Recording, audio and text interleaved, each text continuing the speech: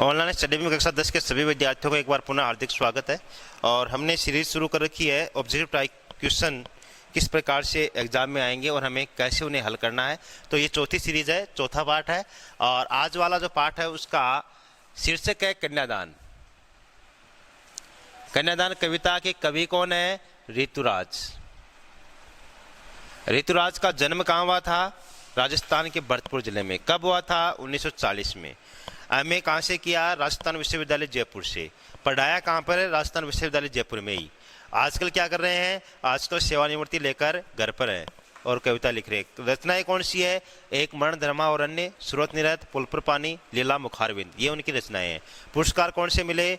उन्हें पहल सम्मान मिला, अलावा इसके बिहारी पुरस्कार मिला और इसके अलावा उन्हें जो मीरा पुरस्कार है वो मिला।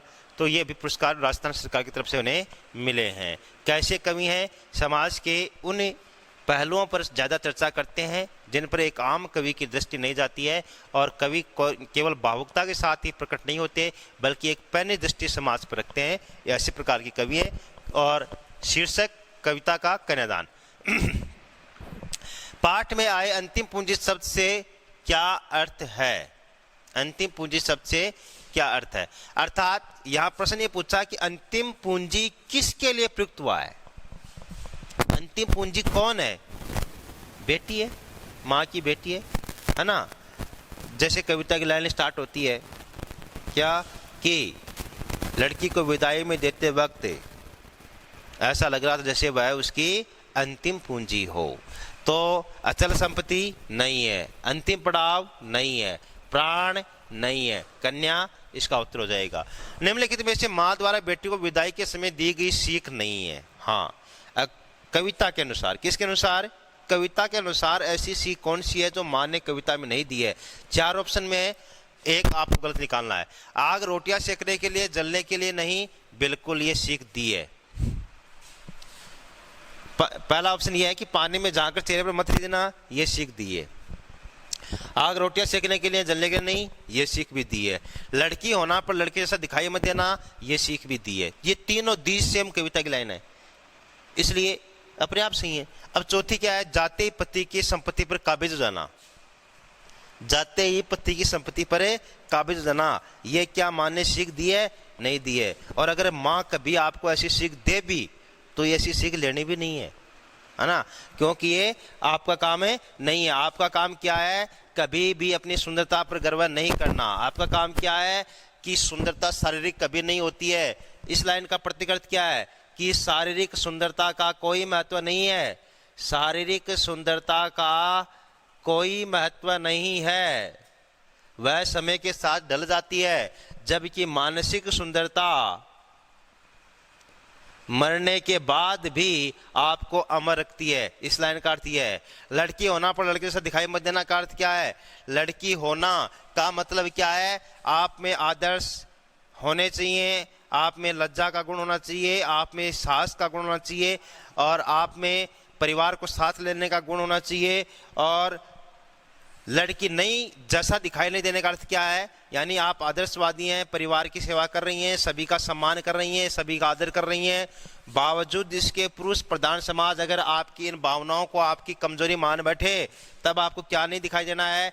लड़की जैसा दिखाई नहीं देना है। अर्थात पुरुष प्रधान समाज के हर अत्याचार का मुकाबला करने का मतलब है लड़की जैसा दिखाई मत देना। नेक्स्ट, आग रोटियां सेकने के लिए, जलने के लिए नहीं, यह पंक्ति समाज में किस ओर संकेत करती है? बहुत अच्छा क्वेश्चन है, बार बार इस क्वेश्चन को याद करना है, एग्जाम में भी आ सकता है। आग रोटियां सेकने के लिए, जलने के लिए नहीं, यह पंक्ति समाज में किस ओर संकेत करती है? संघर्ष से हारकर स्वयं को मिटा लेना। रोटियां अग्नि द्वारा बनाई जा सकती हैं? नहीं। जल जाने पर रोटी खाई जा सकती? नहीं। आग और रोटी का पूरक संबंध है? नहीं। तो इन तीनों के मुताबिक या इन तीनों से तुलना करें तो कौन सा ऑप्शन सही है? यह प्रतीक अर्थ इसका सही है कि संघर्ष से हारकर स्वयं को मिटा लेना। संघर्षों से हारकर चाहे स्वयं को मिटा लेना, पर संघर्षों के सामने कभी झुकना नहीं, ये अर्थ है।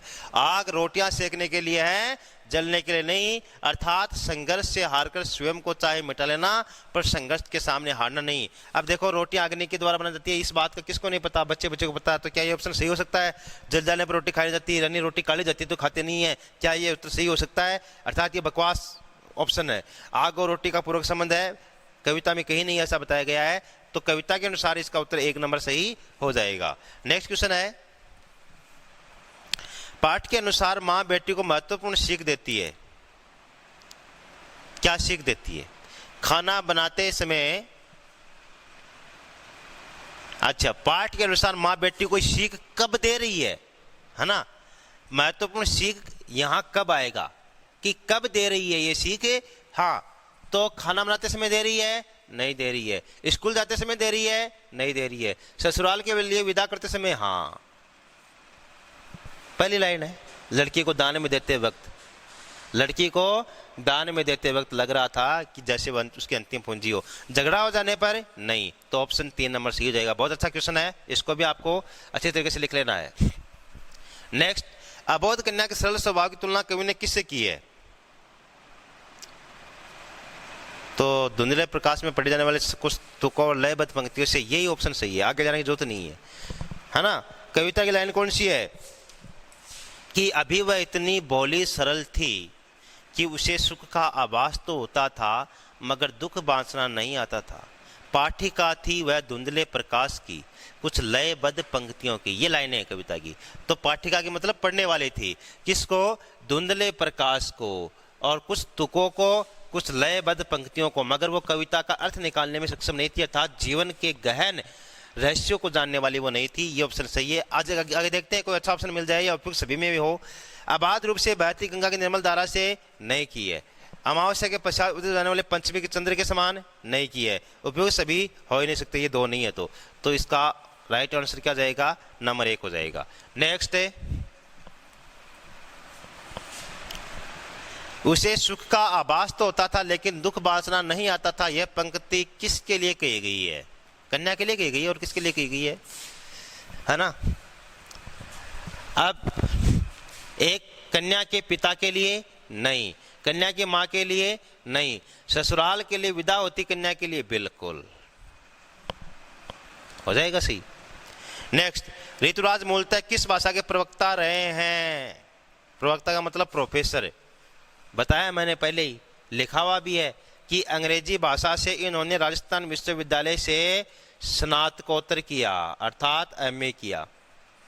राजस्थान विश्वविद्यालय में ही कई वर्षों तक पढ़ाया और अंग्रेजी भाषा के प्रोफेसर थे, तो उत्तर ये हो जाएगा सही। हाँ, नेक्स्ट है, पानी में झांककर कथन किस प्रकार के अनुभव को पुष्ट करता है? हाँ, कन्यादान कविता के लेखक ऋतुराज का जन्म किस स्थान तथा किस राज्य में हुआ है? देखते, कन्यादान कविता के लेखक नहीं है, क्या है? कवि है। ये मिसप्रिंट है। कवि ऋतुराज का जन्म किस स्थान तथा किस राज्य में? तो भरतपुर राजस्थान है। कहाँ ऑप्शन में? ये हो गया। कब है? 1940 को। ऋतुराज के अब तक कितने कविता संग्रह प्रकाशित हो चुके हैं? 8। अर्थात ऑप्शन पर जाने की जरूरत ही नहीं पड़नी चाहिए। अब तक 8 कविता संग्रह उनके प्रकाशित हो चुके हैं। एक मरण, धर्मावरण्य, पुलपुर पानी, सूरत निरद, लीला मुखारविंद आदि उनमें से मुख्य हैं। कन्यादान कविता में किस दुख की बात की गई है? बेटी के विदाई के दुख की बात, दहेज देने की बात, पति को खो देने की बात, ससुराल द्वारा घर से निकाल देने की बात। तो किसकी बात की गई है? बेटी की विदाई के दुख की बात है कही गई है। ऑप्शन नंबर 1 सही हो जाएगा। कितना, अब देखो फिर से ऐसा प्रश्न बन सकता है, कितना के बाद dot dot dot dot dot dot, बाद में कविता की लाइन। अब प्रश्न क्या कर रहा है? फिल इन द ब्लैंक्स, रिक्त स्थान की पूर्ति करो। तो कविता की लाइनें याद होना बहुत जरूरी है। कितना प्रामाणिक था उसका दुख, लड़की को दान में देते वक्त, जैसे वह उसकी अंतिम पूंजी हो। समझ गए? तो यहाँ क्या आ जाएगा? प्रामाणिक। नर्सरी, LKG UKG टाइप बच्चों का क्वेश्चन है ये, फिल इन द ब्लैंक्स। जैसे आता ना 4 फिर 6 फिल इन द ब्लैंक्स भरो 5, वैसा क्वेश्चन है ये। तो कहने का मतलब ये है कि कविता की लाइन याद होगी तो इस प्रश्न का उत्तर आप सही कर पाएंगे।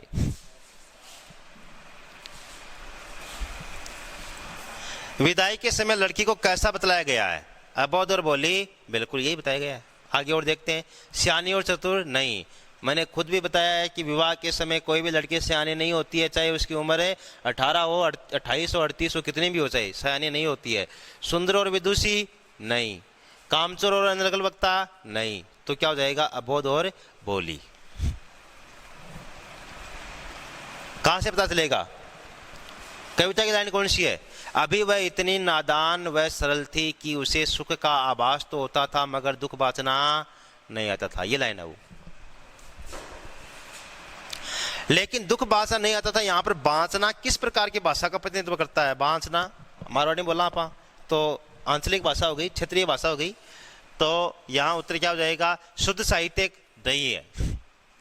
क्षेत्रीय आंचलिक, बिल्कुल ये है। क्षेत्रीय का मतलब स्थान विशेष पर बोली जाने वाली भाषा, राजस्थान में बोली जाती है। आंचलिक का मतलब अंचल से संबंधित। पढ़े लिखे लोगों की भाषा का नहीं, उक्त कोई नहीं। बहुत अच्छा प्रश्न है। अच्छा, यहां से प्रश्न ये भी बन सकता है, यहां ऑप्शन में चेंज करता हूं। क्वेश्चन यही है, बांसना किस प्रकार की भाषा का प्रतिनिधित्व करता है? तत्सम, तद्भव, देशज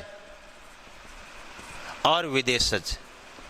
ऑप्शन है, कोई भी बना सकता है एग्जामिनर।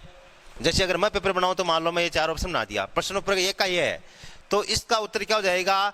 देशज वर्ड है। अर्थात क्षेत्रीय या आंचलिक भाषा को कौन सी भाषा भी कह सकते हैं? देशज भाषा कह सकते हैं। देशज भाषा कौन सी होती है? जो स्थान विशेष पर बोली जाती है वो देशज भाषा होती है। जैसे लोटा, थाली, खाट, पीढ़ा, है ना, बिलोवनी, ये क्या है? देशज वर्ड है। तो ये इसका उत्तर इसके अनुसार ये हो जाएगा। और यहां पर जो ये ऑप्शन दे रखे हैं, कौन से, इनको मैं मिटाता हूं अब।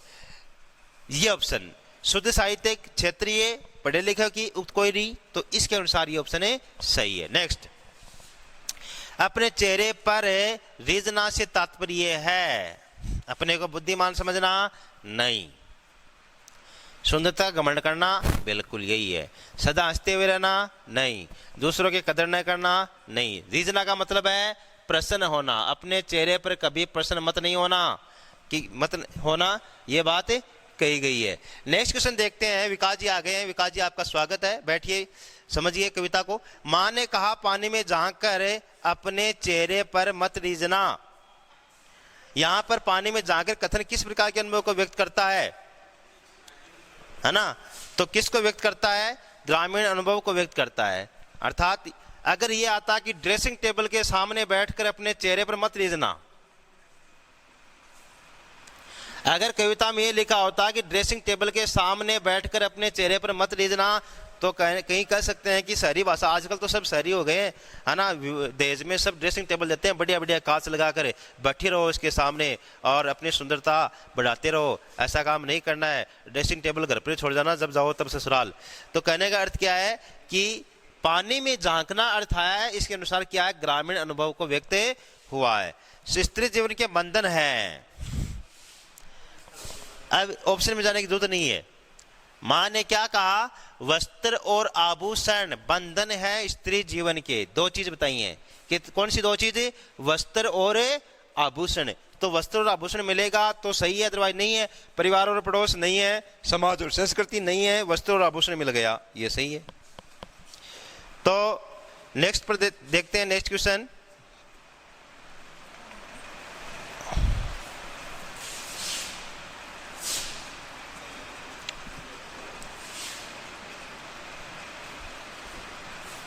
हाँ,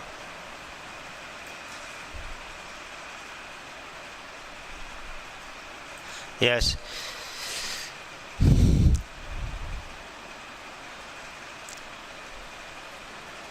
अगला क्वेश्चन है, आभास में मूल शब्द और उपसर्ग बताइए,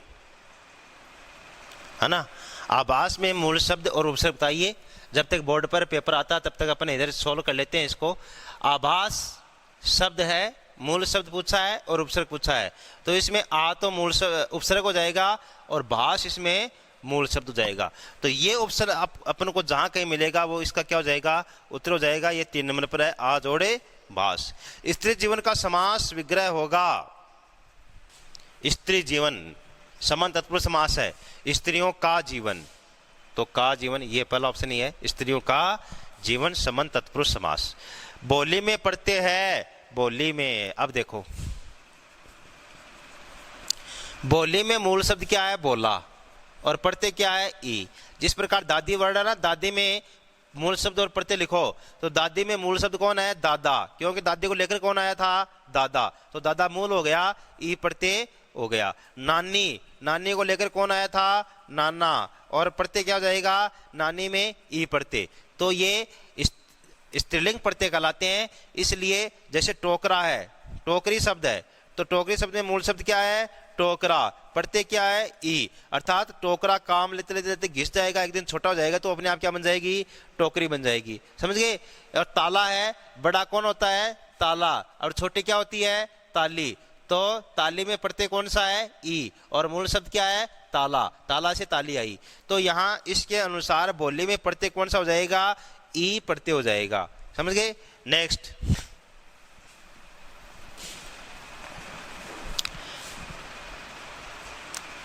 तुक और लयबद्ध का संबंध है, कविता से है। तुक किस में होती है, कविता में, और लयबद्धता अर्थात संगीतात्मकता किसमें पाई जाती है, कविता में, तो कविता उत्तर सी हो जाएगा। प्रत्युपकार में संधि है, हालांकि आपके सिलेबस में नहीं है, ये फर्स्ट ईयर सेकंड ईयर के सिलेबस में है, लेकिन फिर भी मैं बता देता हूं, प्रश्न आ गया तो। अब प्रत्युपकार, उपसर्ग आप निकालेंगे, संधि अपने आप निकल जाएगी, प्रति, और यह में क्या मिला हुआ, ऊ की मात्रा, आगे वाला लिख दो, उपकार, प्रति प्लस उपकार। और नियम क्या है, अगर विच्छेद से पहले ई या ई हो और विच्छेद के बाद कोई असमान स्वर हो तो ई या ई के स्थान पर ये हो जाता है और आगे आने वाला स्वर ये में मिल जाता है, तो वो संधि कौन सी होती है, यण होती है, ये उत्तर हो जाएगा। सरलता का विलोम शब्द होगा, सरलता, कुटिलता, रिजुता, एक रेखीय, तिरछा, कुटिलता हो जाएगा, क्या हो जाएगा, कुटिलता।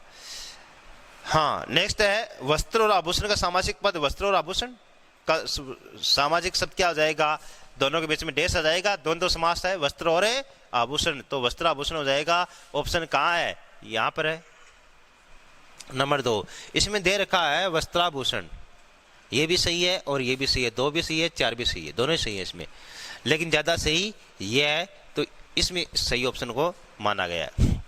कन्यादान कविता की रचना किस छंद में हुई है, मुक्तक है, अर्थात कोई भी छंद नहीं होना, कोई दोहा, गीतिका, हरि गीतिका, चौपाई, सोरठा, ये कोई भी छंद नहीं है, मुक्तक है, तो ये मुक्तक छंद में लिखी गई है। आप तो ये मानो कि राम लक्ष्मण परशुराम संवाद है ना, उसका छंद क्या है, दोहा, चौपाई, सोरठा, समझ गए। और किसका, सूरदास के पदों का छंद क्या है, पद छंद, वाक्य मुक्तक है टोटल, ठीक है। वाचना का तत्सम रूप है वाचन, वाचना, वाचन। अब देखो यहाँ वांचन लिखा है गलत, पढ़ना, पढ़ना शब्द हिंदी का है, बांचा, बांचा एक बार फिर देशज है तो वाचन हो जाएगा। सहस्वर वाचन, मौन वाचन, वाचन के प्रकार है। एक वर्ण धर्मा स्रोत निर्ला मुखारविंद किसकी रचना है, अभी मैंने बताई है, ऋतुराज की है, पाठ भी ऋतुराज का चल रहा है, तो यही होगा उत्तर। नेक्स्ट क्वेश्चन देखते हैं, ऋतुराज ने कन्यादान कविता में किसको संबोधित करके सीख दी है, अर्थात इस प्रश्न का मतलब क्या है कि कौन तो समझा रहा है और कौन समझ रही है, यह इस प्रश्न का मतलब है। कविता में किसको संबोधित किया गया, किसको समझाया जा रहा है और कौन समझा रही है, तो माँ समझा रही है किसको, बेटी को। क्या माँ बेटे को समझा रही है, नहीं। क्या सास बहू को समझा रही है, नहीं, तो उत्तर क्या हो जाएगा, माँ बेटी को। ऋतुराज कन्यादान कविता के अनुसार जीवन की अंतिम पूंजी बेटी है, जीवन की अंतिम पूंजी क्या है, बेटी है। नेक्स्ट क्वेश्चन देखते हैं,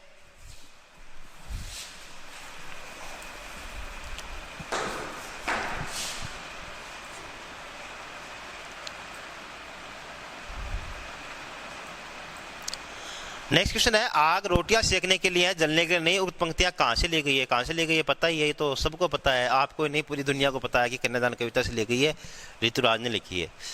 पाठ के अनुसार सामाजिक शोषण व विडंबनाओं को अपने लेखन का विषय बनाने वाले कवि, ये बात मैंने पहले वीडियो की शुरुआत में कही है, ऋतुराज है। स्त्री को सौंदर्य का प्रतिमान बना दिया जाना ही उसका बंधन बन जाता है, इस विषय पर पाठ के अनुसार किसके द्वारा लिखा गया है? ऋतुराज ने लिखा है। नेक्स्ट, कविता कन्यादान के काव्यांश माँ ने कहा, पानी में झांक कर अपने चेहरे पर मत रीझना, लड़की होना पर लड़की जैसा दिखाई मत देना। लड़की होना भी है, लड़की जैसा दिखाई नहीं देना है, अर्थात ये विरोधी बातें हो गई, तो अलंकार कौन सा जाएगा? विरोधाभास। वस्त्र और आभूषण शाब्दिक ब्रह्मों की तरह बंधन है, स्त्री जीवन की पंक्ति में प्रयुक्त अलंकार हैं। वस्त्र और आभूषण शाब्दिक ब्रह्मों की तरह, तरह का अर्थ यहाँ पर जैसा लगा सकते हैं, है ना। वस्त्र आभूषणों की जैसे बंधन है, तो यहाँ पर जैसा, जैसी, जैसे का भाव आ रहा है, तो अलंकार उपमा होता है। उपमा अलंकार कहाँ है? यहाँ पर है। इसको ये इंपॉर्टेंट क्वेश्चन मानकर आप इसको और बुक में उपमा अलंकार लगा लेना। कवि ने वस्त्र और आभूषणों को स्त्री जीवन के लिए बंधन बताया है, और क्या बताया है? स्त्री जीवन के बंधन, सही हो जाएगा। माँ ने बेटी को ससुराल विदा करते समय कौन सी सीख दी? अपनी सुंदरता पर कर गमन मत करना दी थी। वस्त्र और आभूषणों के मोह में फंसकर आजीवन बर्दाश्त तक बंधन मत बंधना, ये भी दी थी। स्त्रियोचित गुणों को धारण करते हुए अपने स्वाभिमान से समझौता मत करना, दीनता हिंता से मुक्त रहना। ये तीनों ऑप्शन आपको बहुत अच्छे ऑप्शन है, तीनों ही लिखने हैं। डिस्क्रिप्टिव टाइप क्वेश्चन में ये काम आएंगे तीनों ही, है ना। और क्वेश्चन यही बन सकता है कि माँ ने बेटी ससुराल विदा करते समय कौन सी सीख दी। ये तीनों दी सेम याद कर लेना, तीनों ऑप्शन है, और बिल्कुल सही ऑप्शन है ये, और अच्छी भाषा में बनाए हुए हैं। एग्जामिनर इनको पढ़ेगा तो ये समझेगा कि बच्चे ने बहुत दिमाग लगाया है, और दिमाग लगाकर इसको इन्होंने बनाया है, इसलिए ये ऑप्शन उक्त सभी हो जाएगा। आज का ज्ञान है अनंत, ज्ञान अनंत है वैसे, लेकिन टॉपिक का अंत अब अपने करते हैं। और साथ ही साथ अब हम मिलेंगे गद्य भाग के प्रश्नों को लेकर। पद्य भाग के चारों पार्ट कंप्लीट हो चुके हैं, और डिस्क्रिप्टिव टाइप क्वेश्चन भी मैंने बता दिए हैं, ऑब्जेक्टिव बना दिए हैं, और अब बारी है आपकी अच्छी तरीके से लर्न करने की। उम्मीद करता हूं कि आप लर्न करेंगे। 5वीं बार सिलेबस स्टार्ट होने से पहले सब कुछ याद होना चाहिए। 5वीं बार मैं लेकर आऊँगा जो सिलेबस, वो संभवतः ऑफलाइन हो जाएगा, क्योंकि शायद 20-25 दिन में स्कूल खुलने की संभावना है। तो आप जब ऑफलाइन क्लास में मुझसे मिलो तो हर प्रश्न का उत्तर लेकर मिलो, ऐसी उम्मीद करता हूँ। आज के लिए बस इतना ही, धन्यवाद।